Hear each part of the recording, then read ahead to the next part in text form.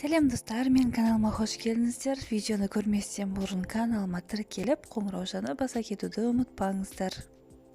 Видеоның тақырыбы арша ағашы туралы болмақ. Арша кипарис тұқымына жататын мәңгі жасыл қалқан жапырақтар бұта немесе ағаш. Тау беткейінде, Альпі белдеуінде, құмды жерлерде өседі. Қазақстанда оның жабайы 10 түрі бар. Табиғи жағдайда көбірек кездесетін түрлеріне Түркістан аршасы, Талас аршасы, кәдімгі арша, ем арша деп те атайды. Биіктігі 1 немесе 3,5 метр.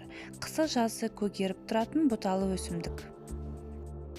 Қара күзде өсімдіктің піскен жемісін жинап алынып, ашық жерде кептіріледі.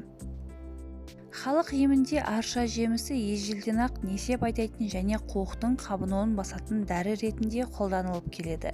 Аршамен тіс тазалау пайдалы. Сібір аршасы, кәдімгі арша, Зереван аршасы жатады. Олардың биіктігі 1 метрден 2 метрге жетеді. Бұтағы тік немесе жерге жайылып өседі. Қылқаны қабыршақты, тікенекті келеді. 3-3-тен шоқтанып не 2-2-ден қарама-қарсы орналасады. Жеміс бүрі жидек пен пішіндесіне шар тәрізді. Түсі көкшілдеу болады. Сәуір-мамыр айларында гүлдейді. Тұқымы жаздың аяғында, кейде күзде піседі. Арша 300 жылдай өседі, сондықтан қазақ халқының ұғымында қасиетті киелі ағаш саналады. Бұтақтарынан эфир майы, қант, шайыр, балауыз және органикалық қышқылдар алынады. Аршаны орман шаруашылығында таулы аймақтарда топырақтың опырылып кетуін болдырмау үшін отырғызады.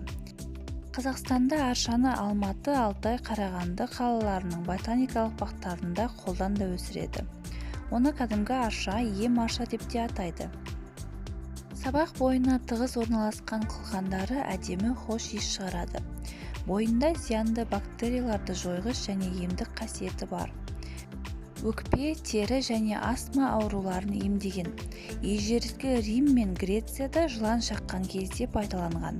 Аршаның тік өсетін түрлерінен қарындаш жасайды. Діңінің қабығын ыдыс жасауда, басқа да өндірісте шикізат есебінде де құрылыс материалы ретінде де кеңінен қолданады. Музыкалық аспаптар жасауда да пайдаланады. Аршаның қасиеті қыл аяғы мен оның жапырағында емес, бұтағында. Аталарымыз бұрын бұтақтарын емге қолданған. Тіске құрт түссе, тісі қақсаса, аршаның жонын алып, тісін шұқып тазалап отырған. Бұрынғы ақсүйектер үнемі аршамен тісін тазалаған. Аршаның күйген гүлін жараға сеуіп емдеген. Оның жерден алатын энергиялық қуаты көп. Ұзақ уақыт бойы ауырып, орнынан тұра алмай қалған адамдардың жанына аршаның өзін кесіп әкеліп қоятын болған. Киіз үйлерде құрт құмырсқа келмес үшін осы аршаны пайдаланған. Біздің ата-бабаларымыз осының бәрін қолжазба күйінде ауыз әдебиеті арқылы сақтап келген. Кәдімгі аршаның жемісінен жасалған дәрілер халықтың және ғылыми медицинада несеп айдайтын, өт айдайтын дәрі ретінде пайдаланылады. Сонымен қатар кәдімгі аршаның жемісі ас қорыту жұмыстарын жақсартатын және қақырық түсіретін дәрі ретінде қолданылады. Осыған байланысты бүйрекке және қуыққа тас байланғанда, құм пайда болғанда, бауыр ауруларын емдеу үшін пайдаланылады. Бұл өсімдіктен жасалған дәрілерді бүйрек қабынғанда пайдалануға болмайды. Себебі құрамындағы эфир майларының бүйректі тітіркендіруі мүмкін. Ревматизм ауруы кезінде сырқыраған және ісінген буындарды, қабынған бұлшық еттерді емдейді. Ревматизм мен подагра ауруларымен ауырғанда аршаның 200 грамм кептірілген жемісін 2 литр суға қайнатып алады да ваннада суға қосып пайдаланады. Асқазан қышқылы кемігенде, өт қалтасы қабынғанда кәдімгі арша жемістерін емдеу жақсы нәтиже береді. Аршаның емдік қасиеті әсіресе микробтарды жойғыш қасиеті көп екенін екінің бірі біле бермес. Ауырған адамды үйді аршаның, адыраспанның иісімен аластап тазалаймыз.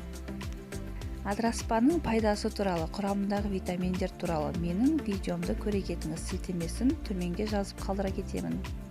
Етті, қымыз пісетін күбіні аршаның түтінімен ұстауға болады. Егер сізге менің осы видеом ұнаса, лайк басып, комментарий жаза кетіңіз.